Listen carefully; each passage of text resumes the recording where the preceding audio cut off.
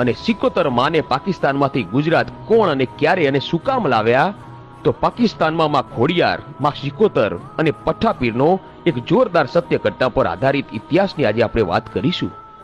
મિત્રો, ઘણા વર્ષો પહેલાની આ વાત છે. હાલનું પાકિસ્તાન એ વખતે સિંધ પ્રદેશ કહેવાતો હતો અને સિંધ પ્રદેશમાં મુસલમાન હમીર સુમરાનું રાજ ચાલતું હતું.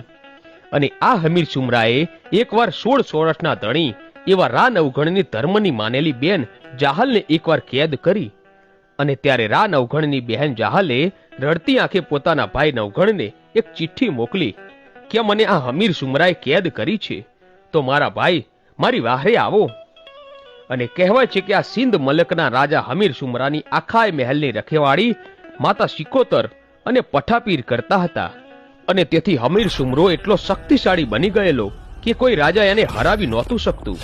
અને જો કોઈ રાજા ભૂલથી પણ ચડાઈ કરી જાય ને, તો માં સિકોતર અને પઠ્ઠાપીર એવી ચોકી કરીને બેઠેલા કે કોઈ હમીર સુમરાના રાજનો એક કાંગડો પણ હલાવી નહોતા શકતા. અને ગમે તેવો રાજા હારીને પાછો ફરતો. પણ જે દિવસે રા નવઘણ પોતાની બહેન જહાલને છોડાવવા માટે ગયો અને તે દિવસે મામડિયા ચારણની આ શ્રી ખોડિયાર માને એના ભાલા ઉપર બેસાડીને લઈ ગયો. અને કહેવાય છે કે રાવ નવઘણ પોતાની ફોજ લઈને સિંધમાં જવા નીકળ્યો.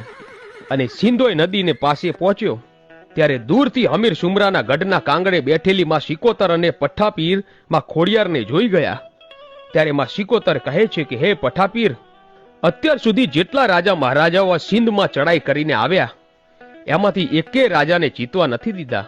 પણ આજે જે જૂનાગઢનો ધણી એની બહેનને છોડાવવા માટે આવી રહ્યો છે, એના ભાલે 9 લાખ લોબડિયાળીઓ સાક્ષાતમાં ભગવતી ખોડિયાર બેઠા છે.